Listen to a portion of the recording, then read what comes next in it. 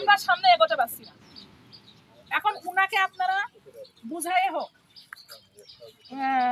যেভাবে হোক না কেন রাজি করায় ওনার কাছ থেকে আমরা যে ফরম্যাটটা দিব, ফরম্যাটে ওনার সই থাকবে, ওনার অনাপত্তি মানে কোনোদিনও আপত্তি করবেন, এবং ওনার 50 বছর 100 বছর 2000 বছর হবে, ওনার কোনো পরিবারের কেউ আপত্তি করবে না, ওনার সই থাকবে। শুধু সেই সই শেষ সই না, ওই সইতে ওই যে দাগ, ওনার তো একটা দাগ নাম্বার আছে, সরকারি জমি যারা রেকর্ড করছে তার একটা দাগ নাম্বার আছে না, ওই দাগ নাম্বারটা পাশে টুকে দেবেন, যে এই দাগ নাম্বার এই কৃষক, এই তার সই, আর এই হচ্ছে তার মোবাইল নাম্বার। প্রয়োজনে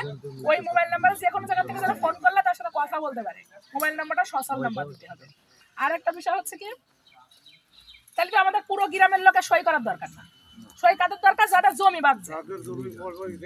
খালের ভিতরে যাদের জমি বাড়বে তাদের সই করার দরকার। এখন সেটা আপনারা স্থানীয় পর্যায়ে তাদেরকে বুঝায়ে যেভাবে আপনারা সইটা 2 তারিখের ভিতরে দিতে হবে, কারণ ওনাদের রিপোর্ট করতে হয় 3 দিনের ভিতরে,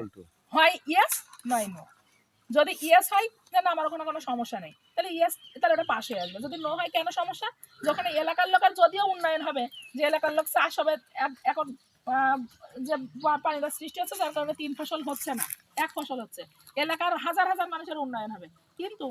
5 জন কি 7 জন সেখানে বাধাগ্রস্ত হবে, ওই অতটুকু কারণেই কিন্তু ওনাদের প্রকল্পটা হাতছাড়া হয়ে যাবে, আপনাদের এই এলাকার উন্নয়ন কি হবে। এখন তার ভিতরে হয়তো 2 জন আছে যে কোনো জায়গায় জমি পড়ছে না, 30 ফুট যেহেতু আমাদের 25-30 ফুট খাল হবে,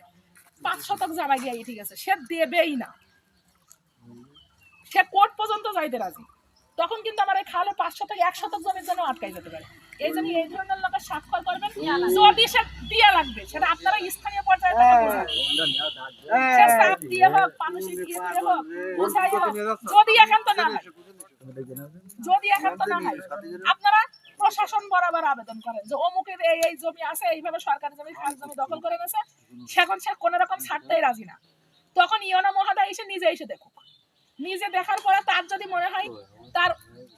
বিচার করবে না তার আইনি ব্যবস্থাই নেবে, সে করতে বাধ্য করবে, সেটা তার বিষয়। আপনারা কি করেন, কিন্তু যেটাই করেন 5 দিনের ভিতরে, ওনারা 3 দিন বলছিল, আমি আরো 2 দিন আপনাদের জন্য সময় বাড়াই নিয়েছি। এবং প্রকল্পটা আপনাদের সত্যি কথা বলতে গিয়ে যেহেতু এপ্রিল মাসে এই জুন জুলাইয়ের দিকে আবেদন করা হয়েছিল রাজাপুর থেকে ইউনিয়ন পরিষদ করে, আপনাদের অলরেডি চলে আসছে সেই জিনিস, এটা যেন চলে না যায় ফিরে, সেটা একটু খেয়াল রাখবেন।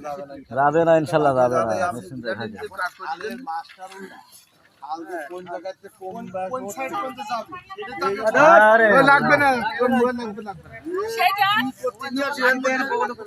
সেইটা আপনারা যারা প্রথম থেকে শিমুলিয়া পূর্ব